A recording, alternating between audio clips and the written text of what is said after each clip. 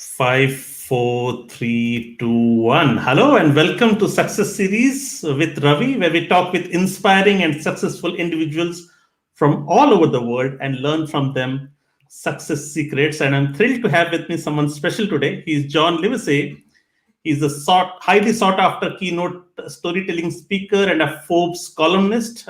He shows companies, sales teams how to turn mundane case studies into compelling case stories so they win more new businesses. He's the author of several books, his latest being Better Selling Through Storytelling, which offers advice for how to push your message through. He calls himself the pitch whisperer, and we are going to ask him later what does it mean. And frequently speaks at companies like Anthem, Redfin, Honeywell on topics such as sales, persuasion, and negotiations. From John's award-winning career at Condé Nast, he shares the lessons he learned that turn sales teams into revenue rockstars. His TEDx talk, "Be the Lifeguard of Your Own Life," has over a million views. John has been interviewed by none other than Larry King and appeared on TV as an expert on how to ask for what you want and get a yes. I'm so thrilled to have him today. So join hands with me in welcoming John. Let me get him to the screen. Hi, John. How are you doing today? Hi, Ravi. Thanks for having me. The pleasure is mine, John. So, John, before I begin with the questions, what intrigued me is why you call yourself pitch whisperer. What does it mean? Sure. Well, there's a story behind that. No surprise. Anthem Insurance had asked me to be their keynote speaker, and I had volunteered to stay after my talk and help them in an improv session where the audience was shouting out objections and they were going to have to role play being the doctor and being Anthem Insurance. And I said, I'll stay and I'll whisper in their ear something if they get stuck to say. And they said, wow, that's amazing. And they said, I wish you could be in my ear all the time. And I was being interviewed by Inc. magazine, and I told them that story, and they said, you're the pitch whisperer. Excuse me. So Inc. magazine called me the pitch whisperer, and I liked it so much that I've had it trademarked. So it basically means that I help people figure out what to say to become irresistible when they pitch anything, including themselves. Excellent, excellent. I just did a little Google for all the people who do not know yet what whisperer means. We all know about horse whisperers. We all know about dog whisperers. So it perfectly makes sense now. Thank you, John. Sure. So, John, in preparation to this meeting, I went through your website. I Googled you, and then I downloaded your free ebook. And I must tell you, that ebook was so valuable that it hit me like a ton of bricks in a few areas because I also do a bit of selling. Of course, I have a day job, but I do side hustle. And over the years, I've tried selling, and I realized how wrong I was in many dimensions. So, but before we get into the crux of this topic, let's begin with learning a bit about you. I gave a brief intro of yours, but Sure. why don't you take us through your career trajectory? What did you get educated with, and how has your career transformed over the years? Well, I majored in advertising because I was always fascinated by the combination of business and entertainment. And I thought advertising is that perfect mix of the two to grab people's attention, figure out what persuades people to change their opinion or buy one brand over another. And then I had a career selling multi-million-dollar mainframe computers in Silicon Valley and really learned how to compete in selling against IBM when people were afraid to buy anything besides IBM, even though it might be faster or less expensive, that there was a lot of psychological reasons that people thought, well, if it breaks, I'll get blamed for bringing in another vendor. But if it breaks and it's all IBM, I won't lose my job. So Right. I realized there's a lot of psychological reasons behind how people buy. It's not just logic. There's emotion behind it. And then I had a career working at an ad agency where we would take movies that had maybe not done so well theatrically and reposition them to come out on home video to get people to rent or buy them. And that really honed my storytelling skills, how you could take a 2-hour movie and make it something completely different in a 30-second commercial. And then I had a successful advertising career as you mentioned, selling ads to Condé Nast, and big brands like Lexus would say, we looked at 50 magazines, we've narrowed it down to 10. We're inviting 10 of you to come in, and we're going to pick 3. And whoever tells the best story, not numbers, because we've already analyzed the numbers to make the first cut, is the one that we're going to give the business to. So that was my big aha, that storytelling is the secret to selling success. And then the last several years, I've been out on my own speaking to big companies, sales teams on how to become a master storyteller, black belt, if you will, in it, because they no longer have to push out information, because storytelling pulls people in and makes you magnetic. Got it. So you have had a long career. So have you seen sales, the nature of sales change over time, or the foundations or the fundamentals of sales has always remained the same? Well, the fundamentals of people buy from people that they know, like, and trust has been around forever. But I flip that on its head, and I say, the problem is, if you think people have to know you and your company before they buy, it causes you to push out information. So I said the order is wrong. We have to start with the gut, get people to trust you first. And that's eye contact, referrals, social proof. And then it goes from the gut to the heart. Right. Do I like you? And how do you increase your likability? You show empathy and describe other people's pain points better than your competition. And then they think you have their solution. And then from the gut to the heart to the head, and the unspoken question that everybody has and has always had is, will this work for me? And that's the power of storytelling, because that will allow people to see themselves in your story. And they go, oh, well, this will work for me because I can see myself on the same journey of someone else that you helped. So I have a sequence of questions, but I'm flipping through because you caught my attention there.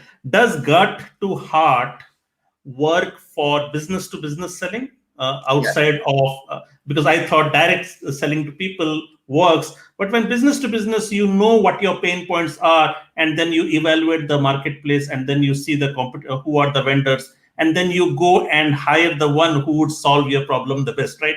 Where does the element of gut and heart and emotions come into picture? Well, I've helped architects who have to pitch to airports to renovate their airport against other architects, and they have an hour to come in and present against the other 2 firms. And during that hour, it's all about, who do they like the most?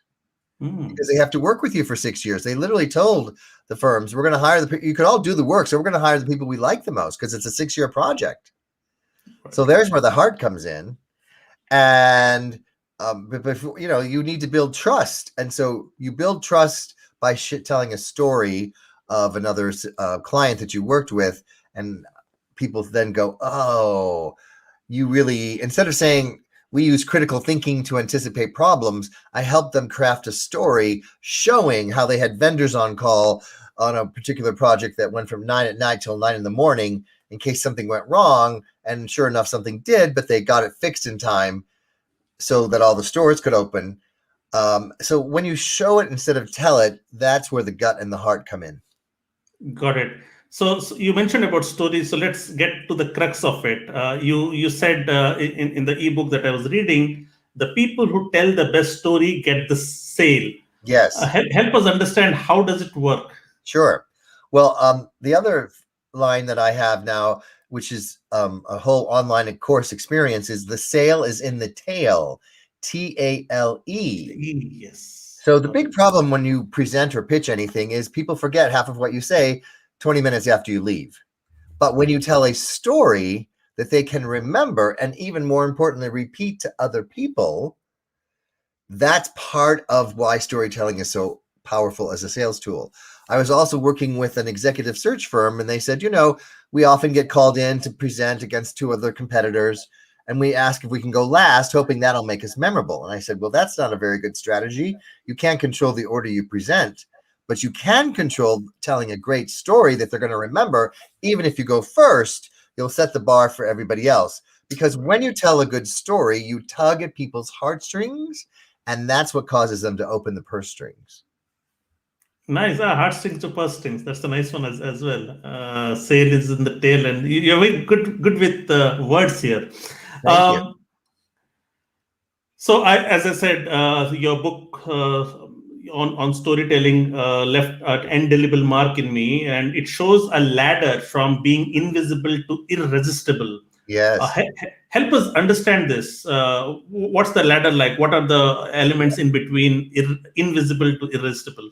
Well, when I work with clients or companies, teams, we use this ladder as the roadmap. The old way of selling is projections. Oh, I think there's 90%, 10 people that are going to buy, 50% of the people. I have this many prospects and maybe this many prospects at 20%. And then you do all the math and you come up with a projection. But nobody thinks of themselves as a number or a percentage. So I tell people, put on your empathy hat and think of how do people see you? Are you invisible? They've never heard of you or your company. Like in dating, you go to a party and nobody even knows you're in the room. Then you move up to insignificant. Let's say you're selling life insurance and somebody's 20 years old. They're like, that's insignificant to me. And back to the dating analogy, I don't know what's worse, invisible or insignificant. And then you get up to interesting. Maybe you say something witty or clever at the party and someone says, oh, I'm interested to keep talking to you. I'm not going out with you yet. And in the business scenario, people get stuck here because they'll say, oh, well, I'm interested. Send me some information. They get all excited thinking someone's going to buy. It's like being stuck at the friend zone at work. And every single salesperson I've worked with has said, oh, I've had that experience. And I said, so how do we get out of it? Well, the next rung up is intriguing. And I teach people how to tell stories or create impossibilities where people are intrigued to want to know more.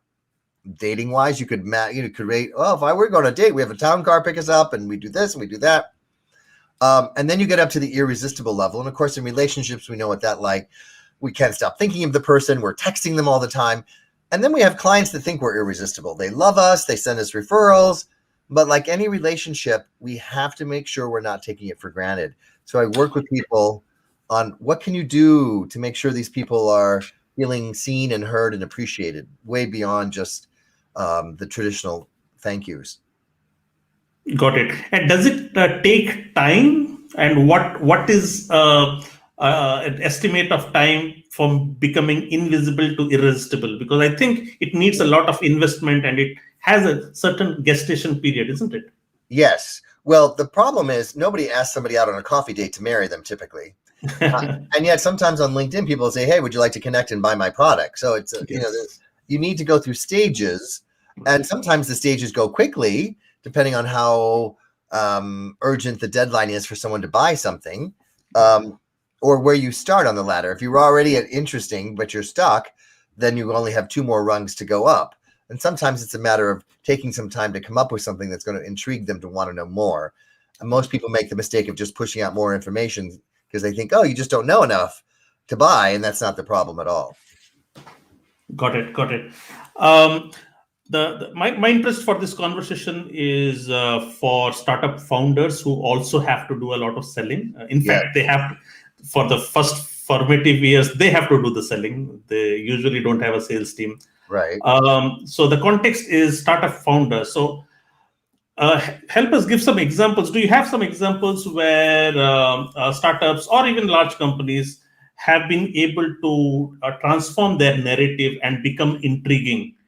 I mean, maybe they were boring or invisible, and they flipped and they became intriguing and succeeded. Yes. Well, startup founders often have to pitch to get funding, and so they need to sell themselves first, and they have to intrigue the investors to want to know more. The whole goal of that initial pitch is to get the second date. And so if you've done a really good job of intriguing people on who you help and what problem you're solving and how much potential there is for that investor to make money, then they're typically intrigued to invite you back to pitch again or go into due diligence. So those are some examples of just give even a little elevator pitch. The whole goal is to intrigue people enough to say, wow, that's interesting. Tell me more. So the intriguing part is always in action. And for myself, when I was calling on Speedo to get them to advertise, and they had a new line of sportswear coming out, I said, do you want to advertise that with me in my fashion magazine? And they said, no.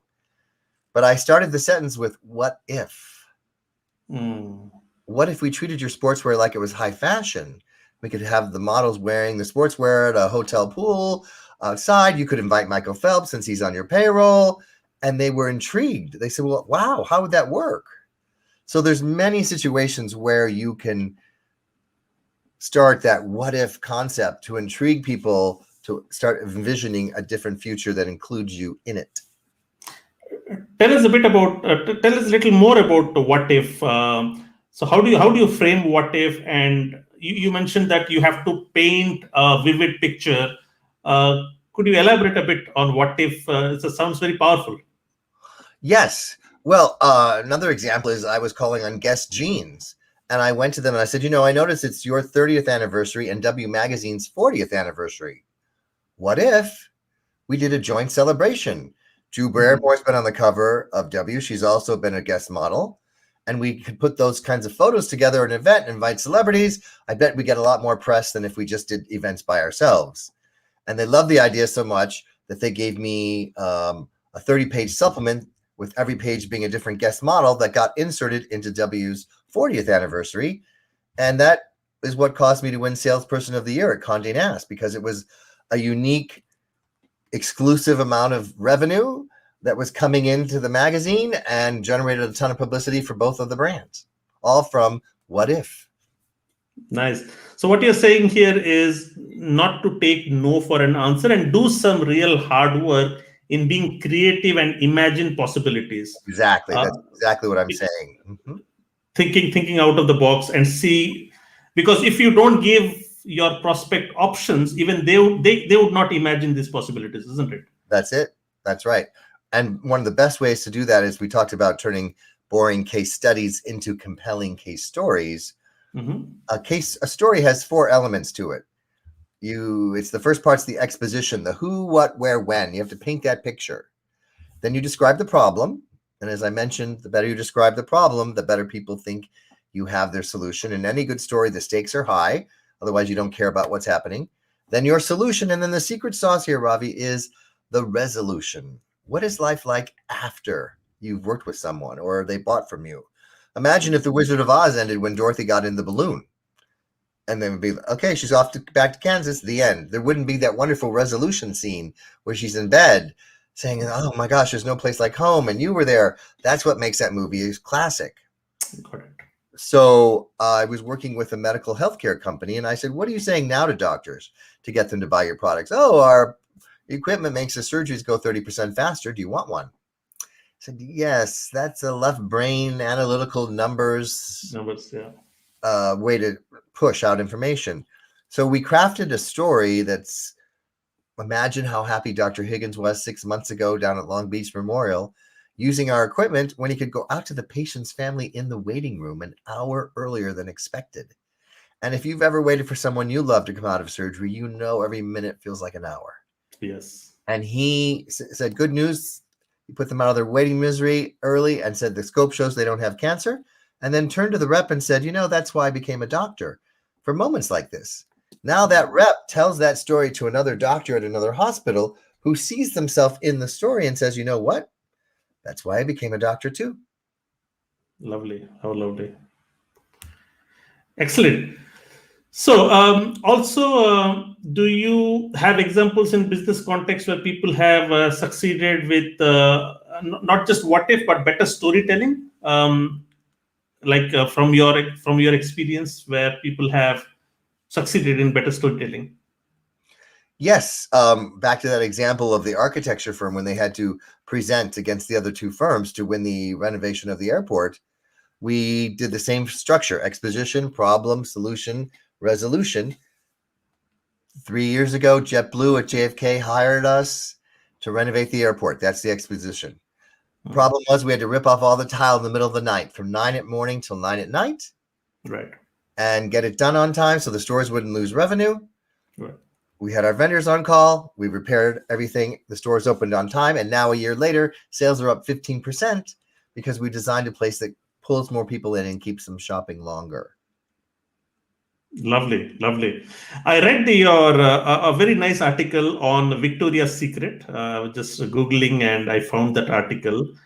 And you had some interesting thoughts there. Would you care to summarize what you said about Victoria's Secret and how organizations with time lose relevance and how they can reinvent themselves. So maybe some thoughts from that article would be really Sure. valuable. Well, Victoria's Secret's launched with, the famous models and the online Lingerie. lingerie modeling show, and it was very much, the classic sex sells. Yeah. But now that you can't just keep hitting the same note over and over again. And I talk about another brand like Dove, talking about the beauty within.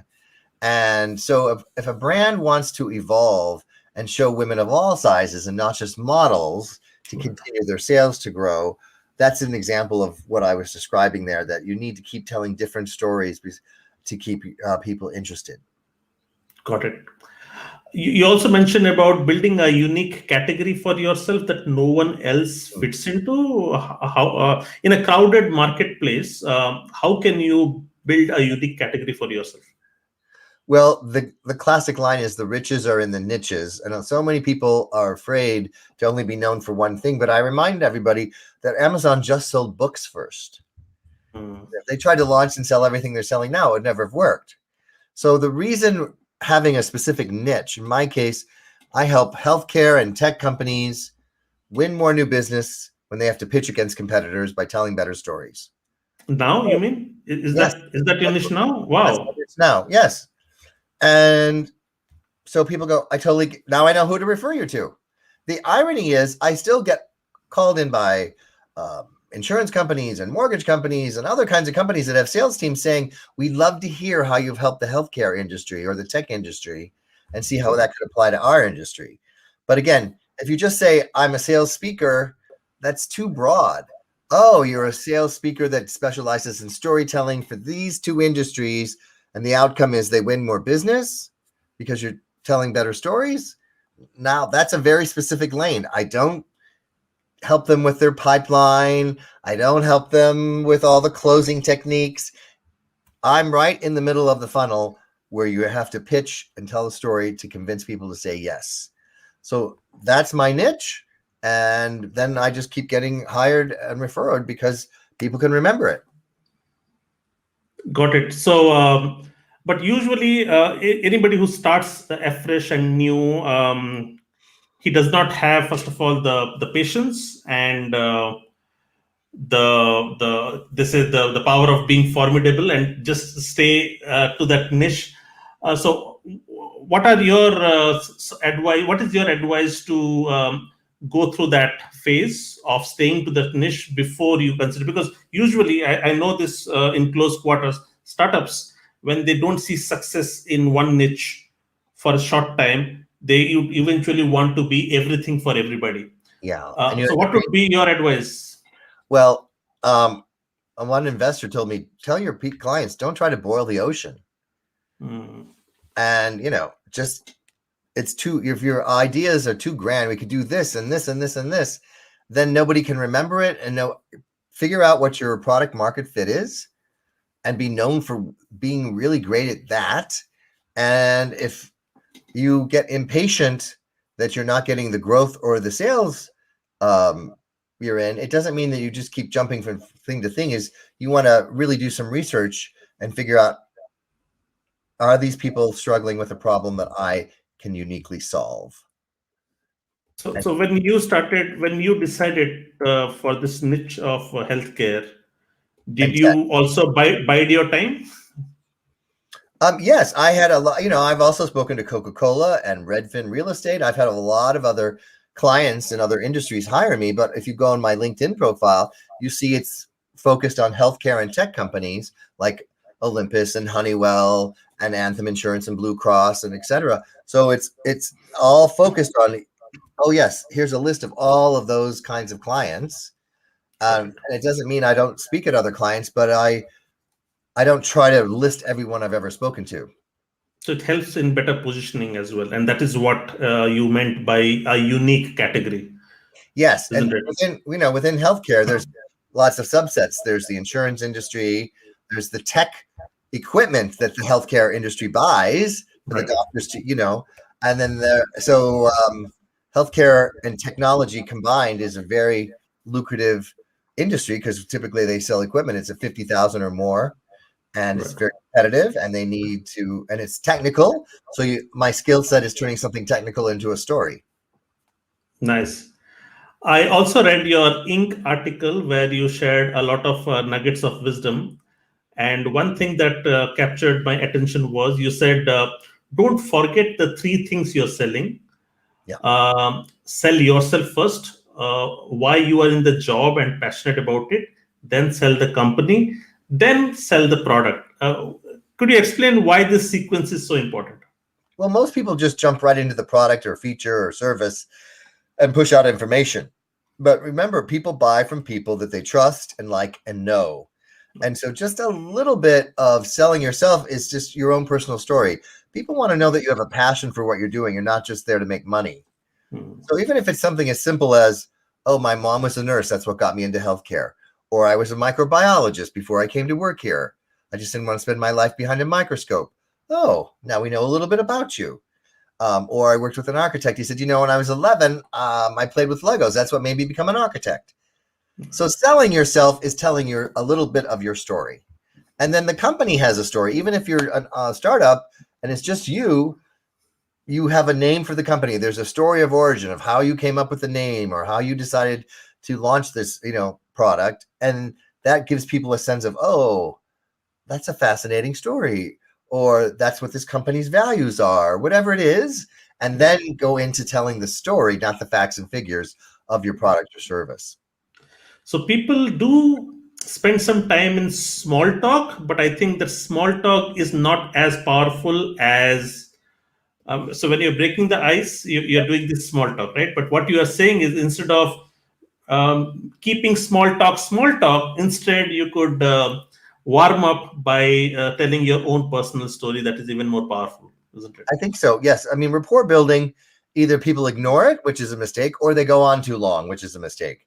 So, 3 minutes is about the sweet spot of it. So if you tell a little personal story of, oh, where are you? I'm living in Austin, Texas. I moved here from LA right before the pandemic. And boy, was I glad to, land here right before everything shut down. Boom. That's a little more interesting than just I live in Austin. Got it.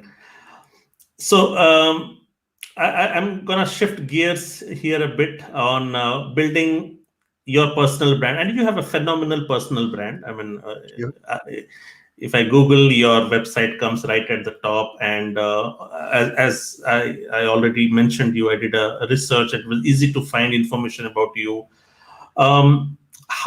What did it take to build such a formidable personal brand? I'm sure it was hard work. It was a consistently being authentic in what you do.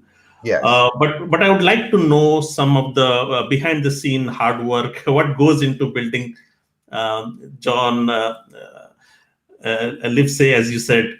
What does it take for that brand to build? Well, I think my recommendation for anyone building a brand, whether it's a personal brand or a brand for your company, is know what you are, know what you stand for. Have some very specific attributes. In my case, it's integrity, passion, and joy. That's what my brand stands for. That's my own moral compass. I'm only going to work. How did you arrive at these three? I have an exercise where I work with clients on figuring out 3 products that they've bought, whether it's a computer or running shoes. Why'd you buy Nike versus Reebok? Why'd you buy this car versus that car?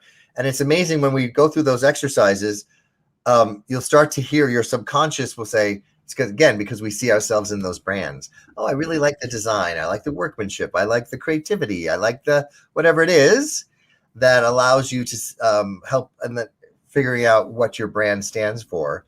And then the hard work is consistent content, whether it's putting out a podcast, being interviewed on a podcast like this, getting interviewed in the press, so that you have a consistent posting on social media. All of those things contribute, and a brand is a living thing. So you never really land and go, well, I'm done. If that was the case, why would Coca-Cola still be advertising after all these years? Got it. Yeah. So it's not like you get to a certain level and go, well, I'm good now. a brand needs to be nourished just like a plant. Right, and I've seen people lose relevance. They have their prime, and then after like they peak at their say mid 40s or something of that sort, Mhm. and then they think they have arrived, but they don't keep, as you said, they don't keep working on their brand or making themselves relevant, and Correct. then they wane, isn't it? Yes. I mean, for example, when live events stopped and I had to reinvent myself as a virtual speaker, I had to Mhm. learn how to make Zoom calls entertaining.